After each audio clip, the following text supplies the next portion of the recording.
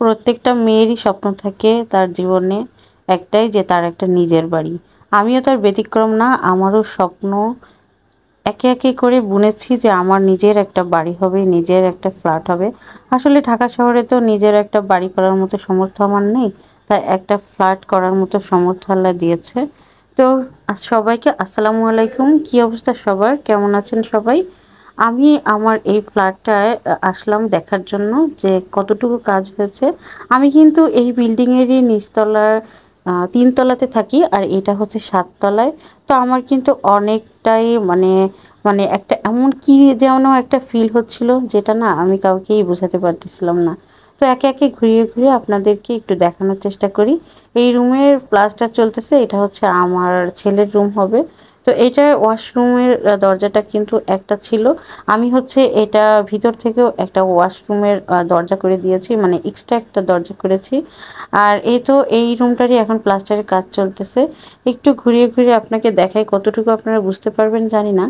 আর balcony থেকে কিন্তু অনেক সুন্দর ভিউ দেখা যায়, কারণ এটা হচ্ছে 7 তলায়, অনেকটাই আলো বাতাস। আর আমার ব্যালকনিটা কিন্তু এটা 2টা রুম থেকেই ব্যালকনি ছিল না, একটা রুমে ছিল। আমি হচ্ছে 2টা রুমেই পাশাপাশি 2টা রুম, তাই আমি ব্যালকনিটাতে 2টাই থাই সিস্টেম করে দিয়েছি।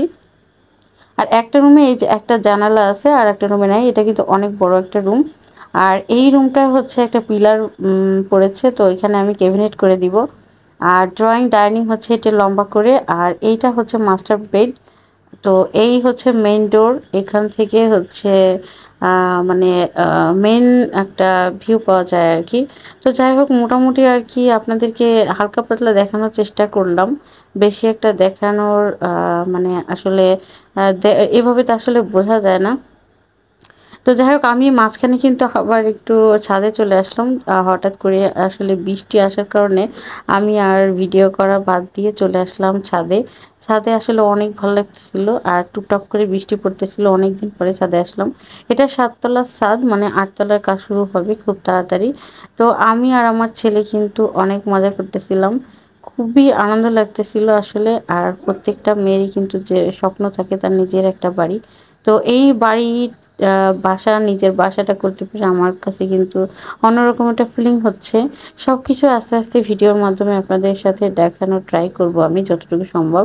এটা কিন্তু কোনো শখ করা না, আমার মনের অনেক স্বপ্ন আছে যেগুলো আমি আপনাদের সাথে শেয়ার করি। সেটা আপনারা অন্য কোনোভাবে নেবেন না। আমি জাস্ট শুধু আমার মনের ইচ্ছাগুলো অনেক, কিন্তু কাউকে বলার মতো আমার নাই, তাই আমি আপনাদের সাথে শেয়ার করি। শো অফ করানোর মতো আসলে আমার কিছুই নাই, আর ওরকম মনমানসিকতাও নাই। অনেক কষ্ট করে আসলে স্বপ্ন বুনে তিলে তিলে এরকম করে মানে হঠাৎ করে যে আসলে কিছু তা না। আমি এই ফ্ল্যাটটা প্রায় 1 বছরের বেশি, প্রায় 1.5 বছর আগে আমাদের রেজিস্ট্রি হয়েছে। তো আমি একটু আর্থিক সমস্যার কারণে কিন্তু ফ্ল্যাটটা কমপ্লিট করতে পারিনি। তো আল্লাহ এখন সমর্থন দিয়েছে, একটু একটু করে করার চেষ্টা করতেছি। তো ভিতরের কাজগুলো কিন্তু আমাদের মানে নিজেরাই হচ্ছে, আমরা একটু মানে নিজেদের মতো করে করে নিব। তো সেটা হচ্ছে আমি মানে বলে রেখেছিলাম যে ভিতরে যে টাইলস বা দরজা বা আরও অন্যান্য মানে ইনস্ট্রুমেন্ট যেগুলো তারা দিবে, আমি হচ্ছে ওগুলো একটু চেঞ্জ চেঞ্জ করে দিব।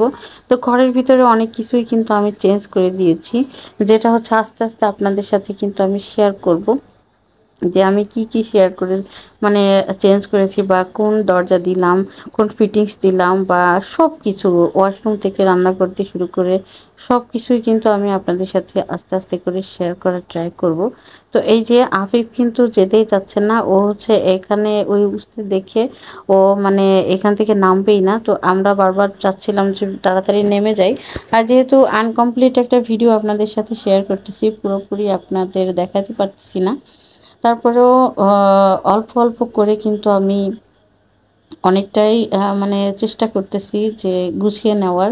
তো এই যে দেখেন, আমার ছেলে কিন্তু কিছুতেই এই উস্তাটা ছেড়ে যাবেই না, মানে ও চাচ্ছে আসলে এটা ছিঁড়ে হাতে নিয়ে যেতে, কিন্তু আমি কোনোভাবেই তো এটা ওর হাতে দিব না। তো যাই হোক আর কি, আপনাদের সাথে কিন্তু অনেক কথাই আমার হলো। হুট করে আফিফ বাবার একটু মানে ভয় পেয়েছে।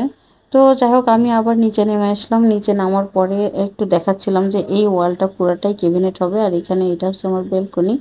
তো আমি আফিফের বাবাকে একটু ভিডিও করে দিতে বলেছিলাম, তো ও আসলে ভালো করে ভিডিও করে দিতে পারে না। এইটা হচ্ছে আমার ব্যালকনি। ব্যালকনিটা কিন্তু একটু কোনাচে, তারপরেও কিন্তু অনেক সুন্দর মাশাআল্লাহ।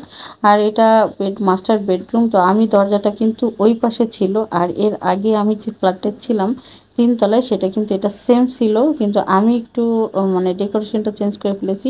এই যে রান্নাঘরটা কিন্তু ত্রিভুজের মতো, তারপরেও এটা আমি একটু ঘুরিয়ে ফিরিয়ে বড় করে নিয়েছি, মানে দরজাটা এই পাশ থেকে ছিল, আমি একটু জাস্ট আলোটা অনেকটাই বড় করেছি। প্লাস্টারের কাজ শেষ হলে দরজার কাজ শুরু হবে, দরজাগুলো লাগানো হবে, তারপর আস্তে আস্তে সমস্ত ফিটিংস লাগানো হবে। এগুলো সবই আস্তে আস্তে আপনাদের সাথে আমি শেয়ার করব।